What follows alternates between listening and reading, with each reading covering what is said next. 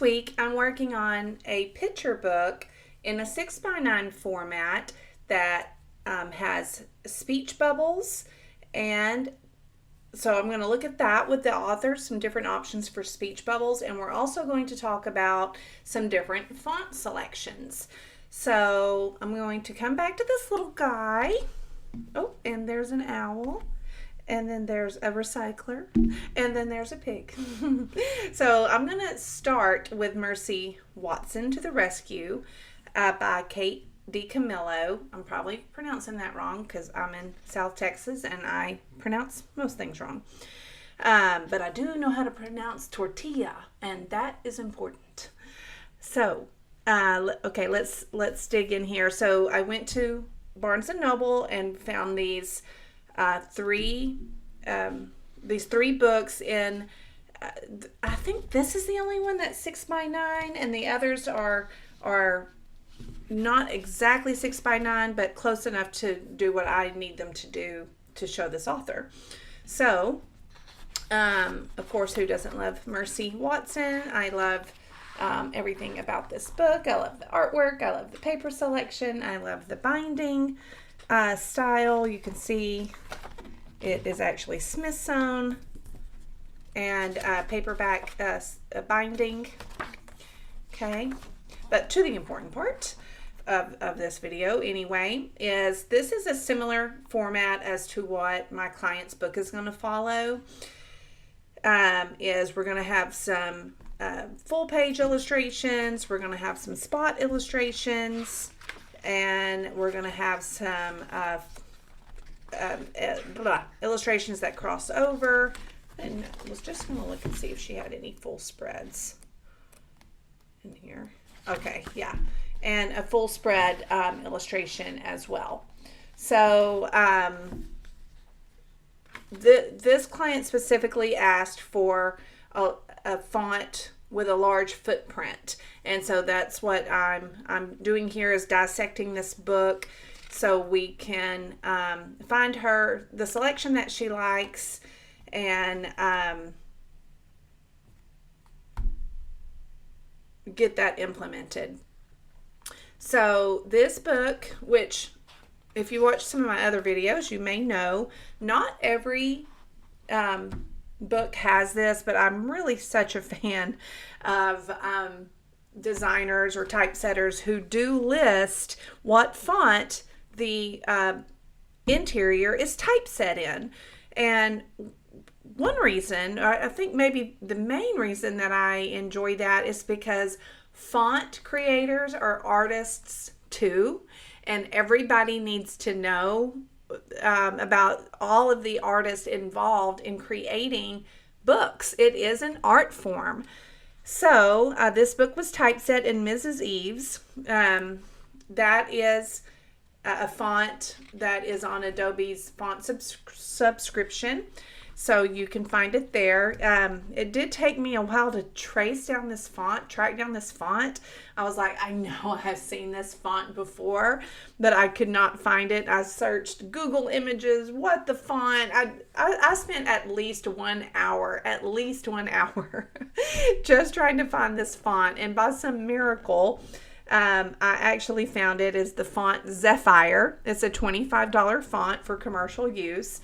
Now there is the Harrington font, which is similar, but the apex of the M does not come all the way down, and the sides of the M, see how these are tilted, whereas Harrington is just slightly different here. Plus we have a thick and a thin. Oh, and you can see it kind of reverses here. It's just a really lovely font. There are lots of lovely fonts, and this is just one of them. Okay, so when I was backwards engineering the settings for this book, this trim size is actually like I have it marked at a 6 1/4 by an 8 1/4, and that's giving us a text frame of a 4 1/4 because they are using 1-inch margins on the inside, outside, top, and then 1 1/4 margin on the bottom. I've already got the page dirty because I'm a little messy. Okay, which is, I'm treating it like a kid would treat it.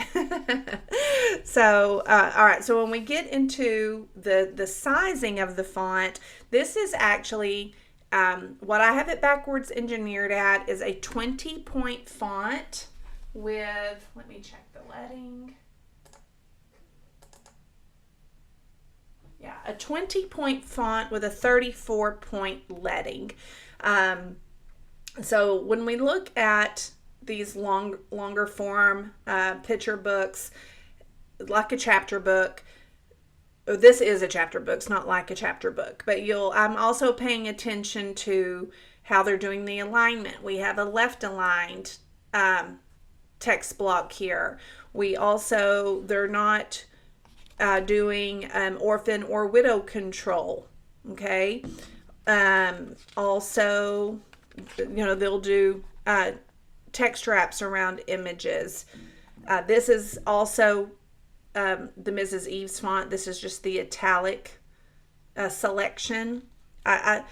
It's different, and that I was like, is that the same? But it is, and I just thought that was interesting that the italic was still in the same family, but was much thinner or much more condensed. I mean, I like it. It's just some things that I notice. And then, what else was I going to notice here? Okay, obviously not hyphenated. You usually won't see hyphenated words in books like this.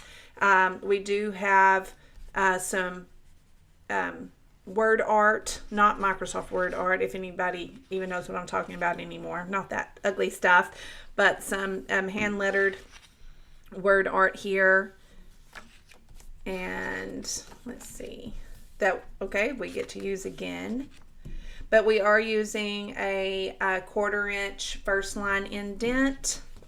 And then this larger letter here for the opening paragraph with no indentation. Which, this is Mrs. Eve's, but this is Zephyr font from the title.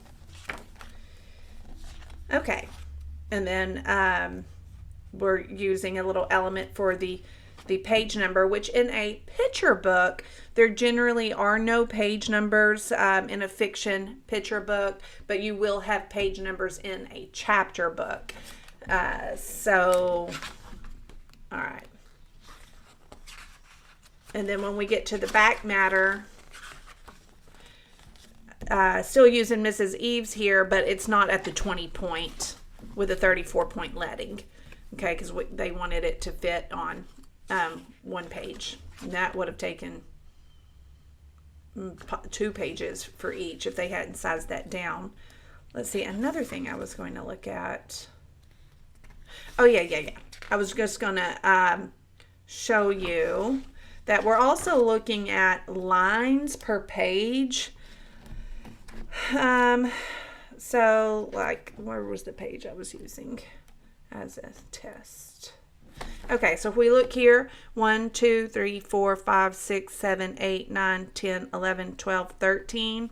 So a full page of text is using 13 lines per page. And then if we're looking at word count, 1, 2, 3, 4, 5, 6, 7 on average for a word count per line. 1, 2, 3, 4, 5, 6.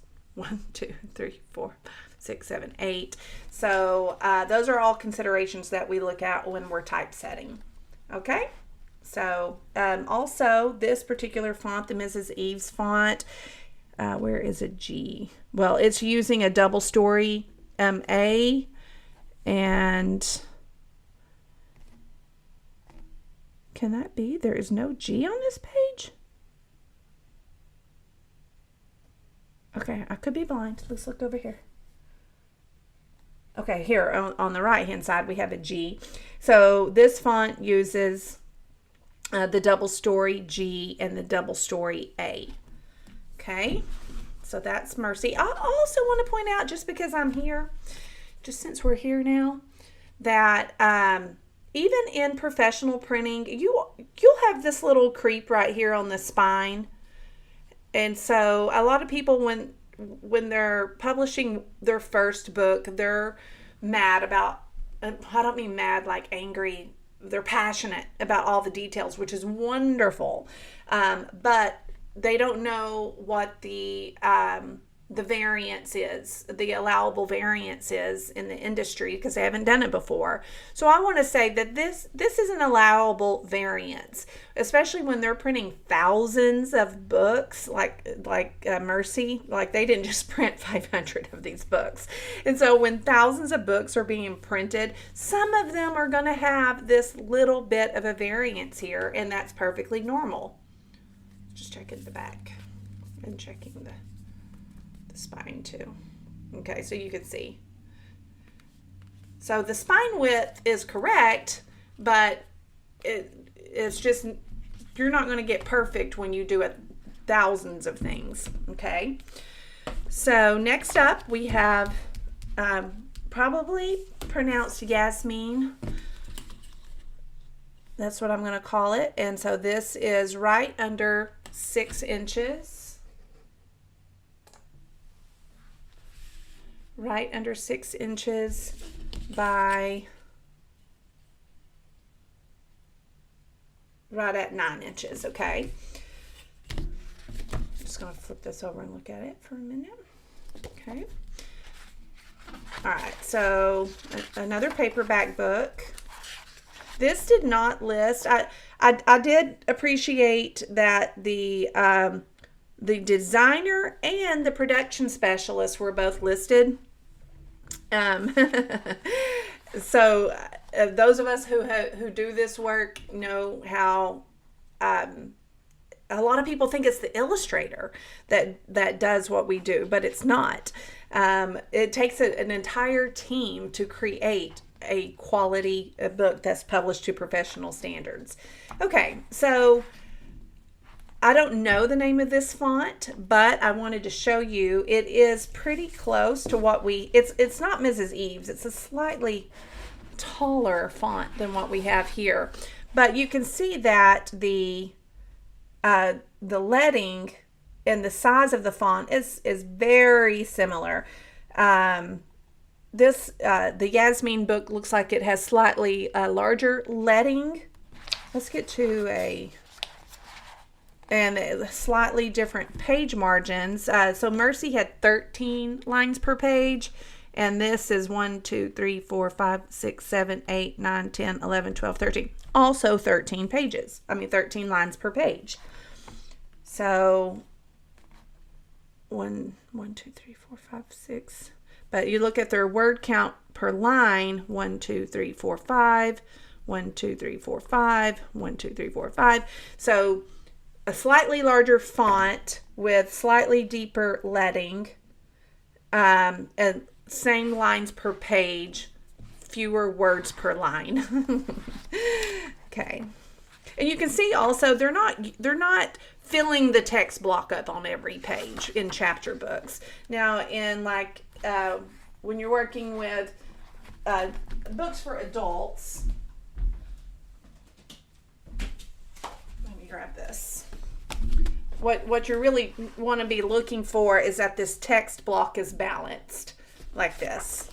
See how this fills up the text block? That doesn't happen magically. This is a manual adjustment. It doesn't have to be done on every page, but sometimes you have to tweak your kerning a little bit, like pull up your kerning or your leading. Like if I had needed to, I could have reduced my kerning to pull this last word up into the rest of the paragraph, but I am using, see, there's widows and orphans that's used for the first and last line of a paragraph, but when you're dealing with words on the last line, those are called runts. And so I am using a runt control to make sure that every last line has at least 7 characters. And so 1, 2, 3, 4, 5 And this is actually, there are non-breaking spaces for this ellipsis. So that's 9, 10. So that's actually 10 characters. Anyway, all the things I think of when I look at page layouts. Okay, so, but this is just showing how large the author may want the text in this book. These are just comps that I'm sending her because she said she wanted it large. And so this is just showing her what that looks like. And you. And now you. Okay, so let's get into Owl Diaries. Owl Diaries. Okay, so this is duplex printing, which you can do on paperbacks, and I love it.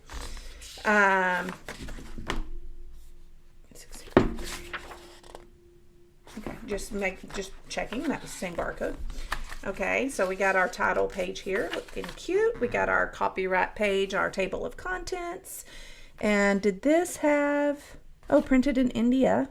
Or these were printed in China. We're on our 46th printing, if I'm reading that correctly. And then I'm looking to see, I didn't see earlier, I'm just looking again. Okay, I don't see the text noted here. But so this was 2015. Okay, 2021, and then Mercy was 2015 too, I think. Oh, 2005. Okay. All right. Doesn't matter. Just things that catch my eye.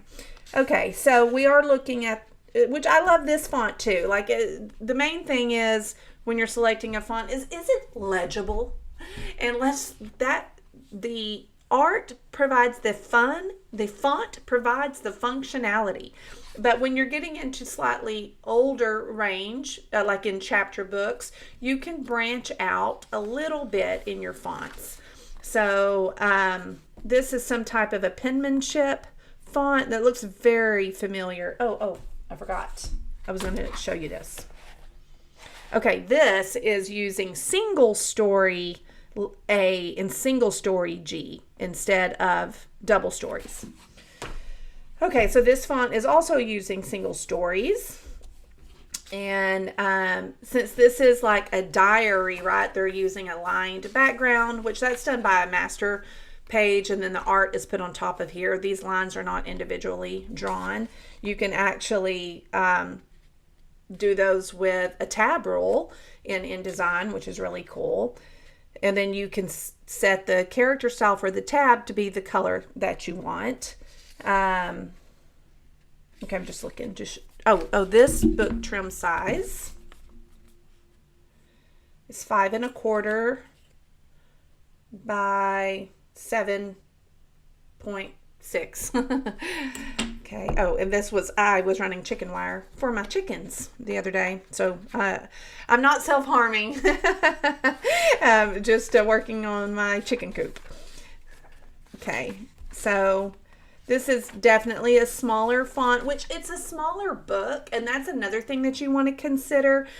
But you really want to look at the text as a shape instead of what size it is. How much of a footprint is it leaving on the page? So whereas, yes, this font is smaller, is it taking up the correct footprint for the trim size? Okay, let me flip through. See if okay, so I also grabbed this because since we're doing speech bubbles in this client's book, I wanted to show her some different options. All of these speech bubbles are white, but they're using different different color strokes, outlines. So we can do a solid color interior of the bubble, but then we can assign color to the outline to differentiate between speakers. So that's one option. This book is also using the same font inside the bubbles as it is on outside the bubbles. It is slightly smaller though. If you look at it, it's smaller than the regular text. Okay. And so the pointy ones are showing speech. The bubbled ones are showing thoughts or dreams.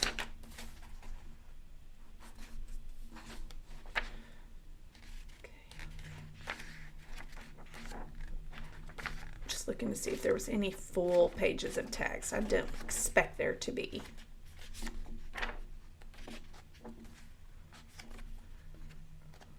Okay. All right, and then I do also want to point out, like, let's look at our word count per line. 1, 2, 3, 4, 5, 6, 7.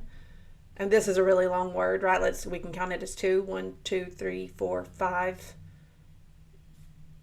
1, 2, 3, 4, 5. 1, 2, 3, 4, 5, 6. So you can see how smaller font, smaller trim size, same words per line.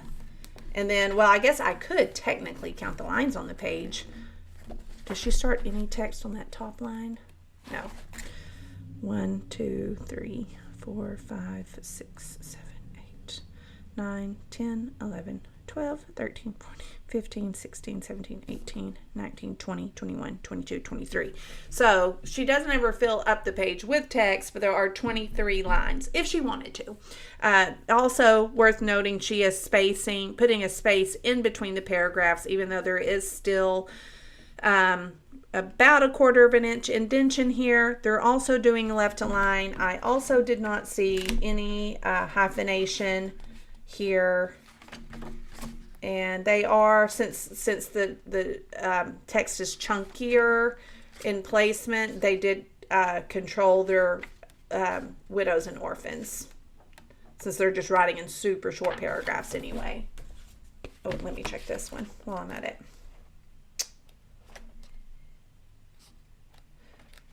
Yeah, same thing. No hyphenation, left align. A little bit deeper of 1/4 inch, maybe a 1/2 inch on that indentation. Not using a drop cap and not left aligning the first paragraph, or like this has an indent like all the others. Okay, and then we have the spider. It's so cute. 8 1/4 by 6. Okay, so I got this for a few different reasons. It's adorable, and I was just reading that. It's just adorable. Like, you look at it and there's like so much, you just keep seeing things. I have this memory of one of my classmates back in 1st grade that she came to school wearing both red and pink on Valentine's Day, and I just thought that was so weird.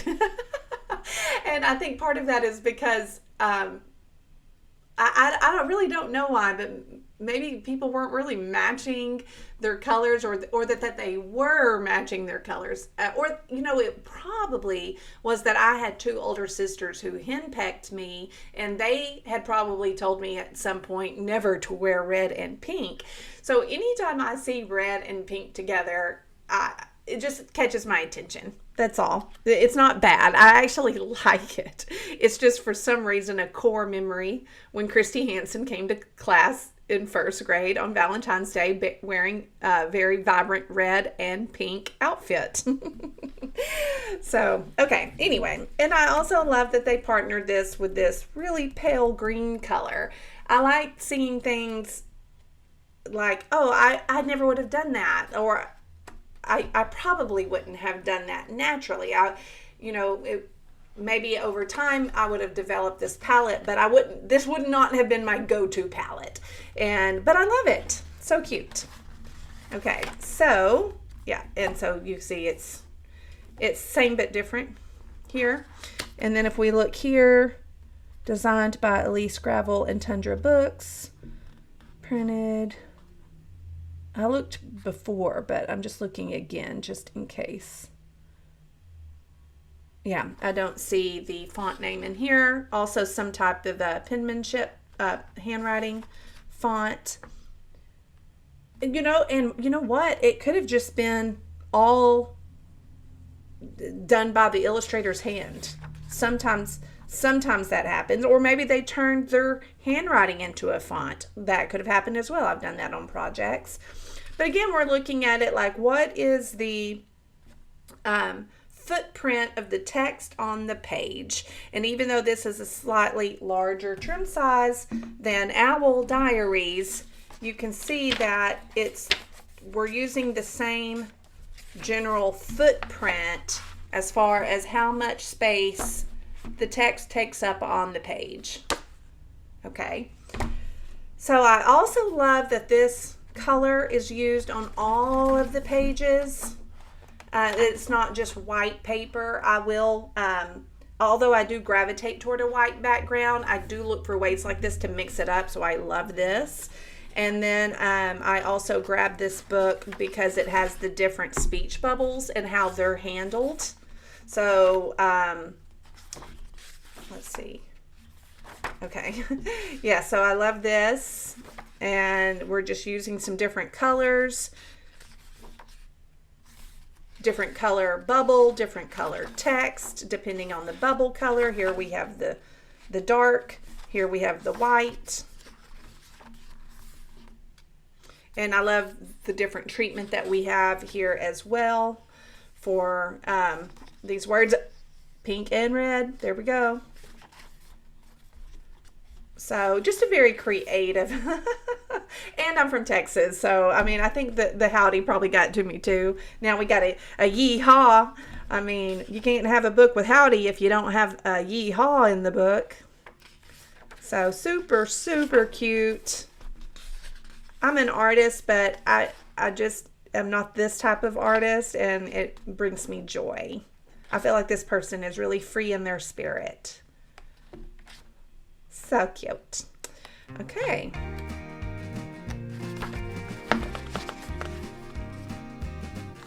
All right. And that is what we have for you today. And I'll see you next time.